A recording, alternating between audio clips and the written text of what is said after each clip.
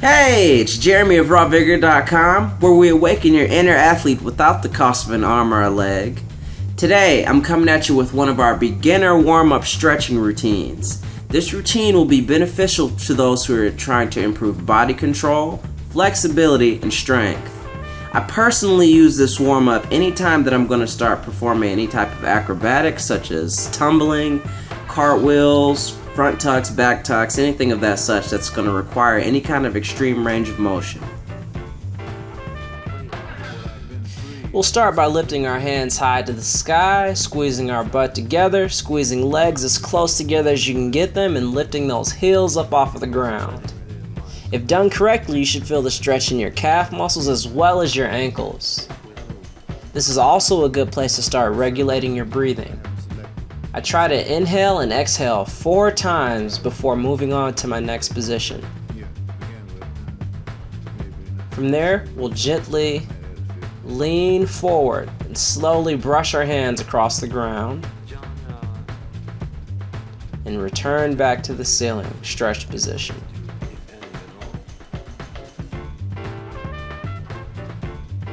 Lean forward and repeat.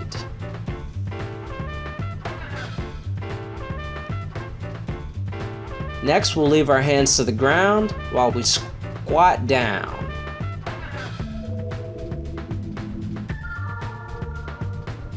It's important when doing this position to keep your legs as straight as possible. This will help stretch the hamstrings as well as the calf muscles.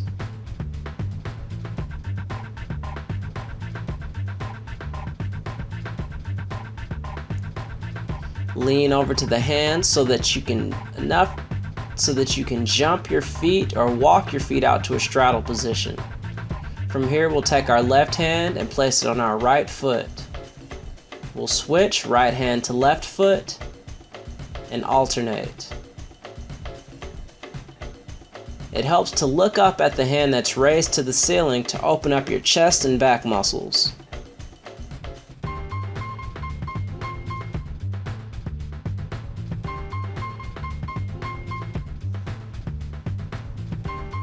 Next, we'll try flat backs.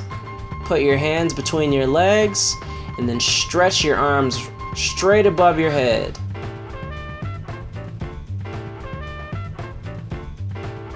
When doing these, try to keep your chest parallel with the ground. You don't want to go too high or too low. We're working for efficiency here.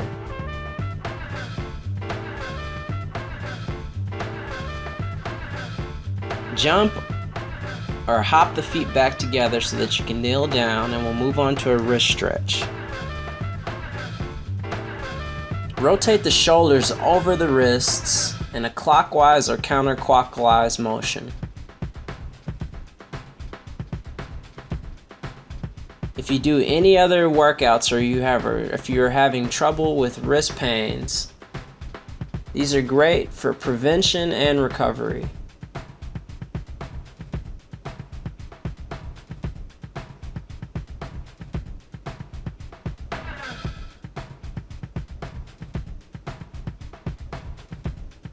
Remember to rotate the wrist all the way around in each direction, including the opposite sides with palms up.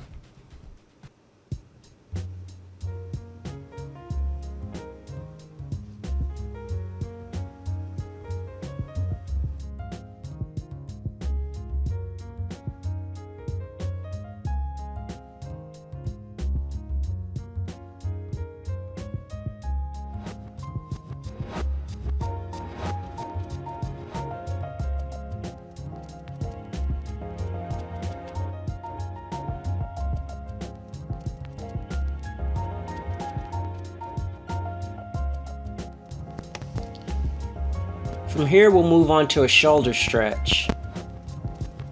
Place the hands a little bit farther out and then sit back as close as you can towards your ankles. While doing this, you want to keep your head towards your knees. We'll mix it up a little bit with a stomach stretch and another back stretch.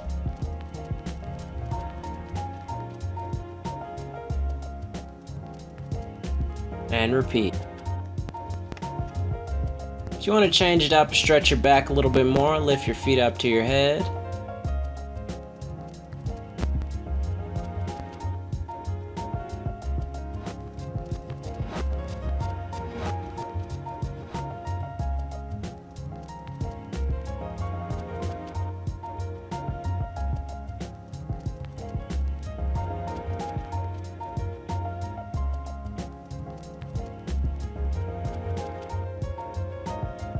Next, get into a push-up position. We'll do a little bit of chest, shoulders, and back strengthening exercising right now.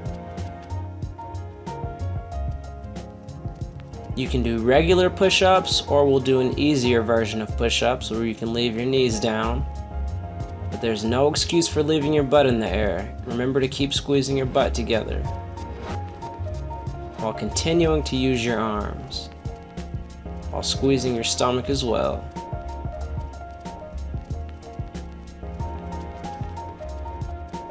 We'll move on to another shoulder and calf stretch exercise.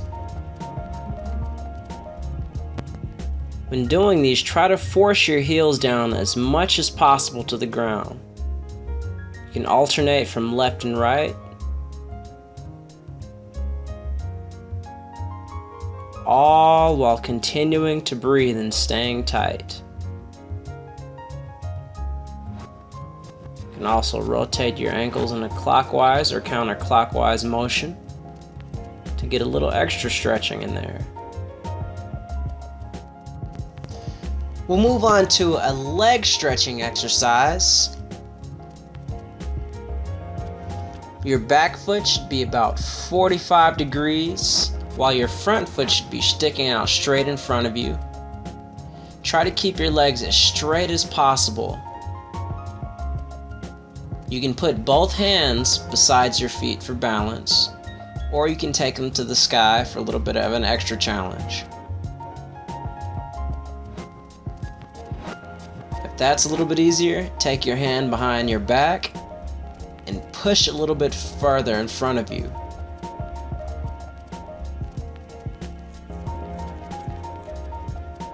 Take that hand, drop to the ground while lifting the opposite hand to the ceiling. You should feel the stretch a lot more through those hamstrings.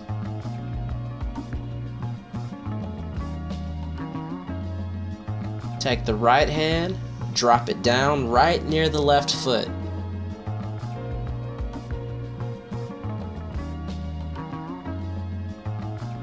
Remember to breathe.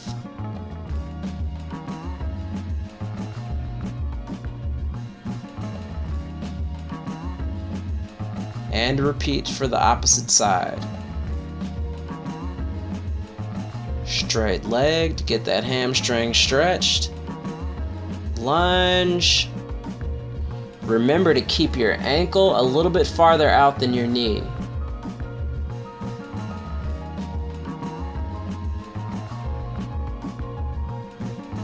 Keep pushing those hips forward. Straighten that front leg. Drop that right hand down to your foot. Left hand should be stretched up to the ceiling.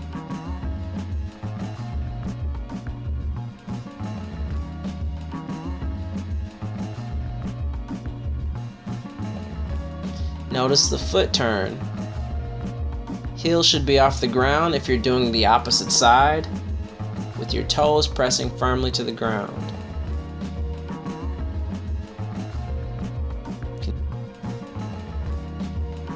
From there, bring your feet back together, bottom to the air. Get those shoulders stretched a little bit more. Drop your stomach to the ground. Stretch those shoulders again. Take that left foot forward and remember to keep your ankle in front of your knee. Straight leg. And pay attention to the front and the back foot and make sure that they're both pointed straight. Lunge. Take your hands and place them behind your hips. and push them forward in the direction of your knee. This is also another good hamstring stretch that's going to warm up those legs for the future splits that we'll be getting. Grab that back leg, continue to lean forward. You can place a hand on the knee, or you can lean forward a little bit more if you want to increase your challenge. And remember to breathe. Lean forward over that straight leg and lunge again.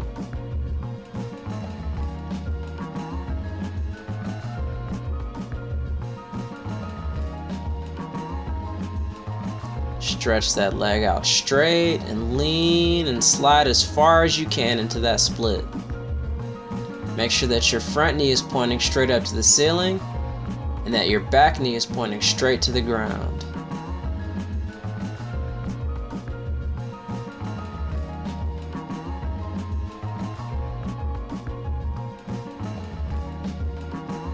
And we'll repeat the same steps for the opposite side.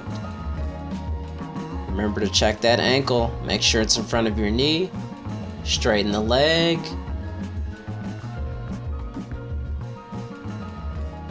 and lunge. When stretching your legs, it's important to remember to keep in continuous motion, especially when you're first starting.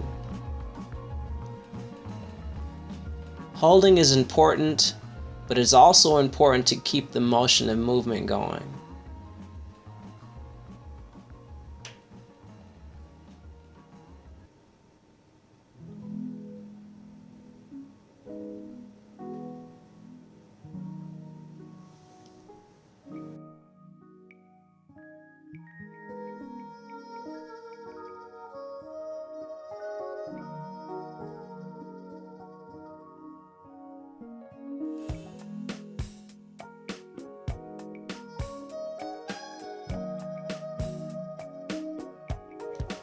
Remember to breathe as you continue to move and slide down into that split.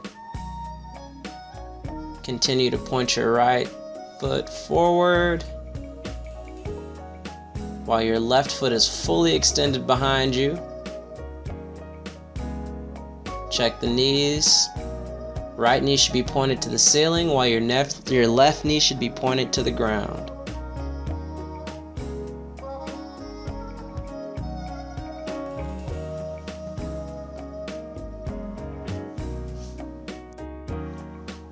From here, we'll move on to our straddle splits. You want to try to get your feet as far as you can to the opposite sides of your mat. And with these, it is important to work within your comfort zone until you feel that you can move further.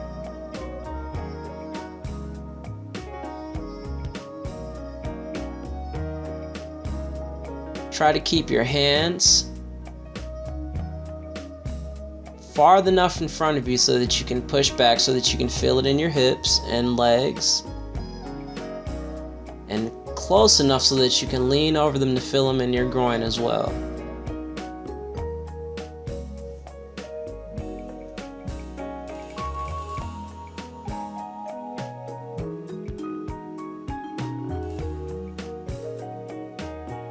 From here, we'll get an ankle stretch. Rotate them clockwise and counterclockwise. I try to do mine 4 times in each direction.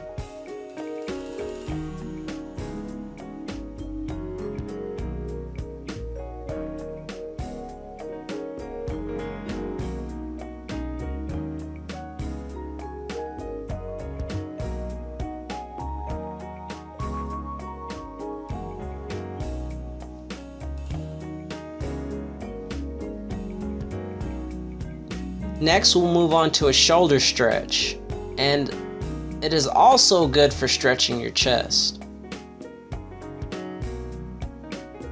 Reach those hands back as far as you can behind you and as close as you can get them together. If done correctly, you should feel it in your shoulders, chest, and back.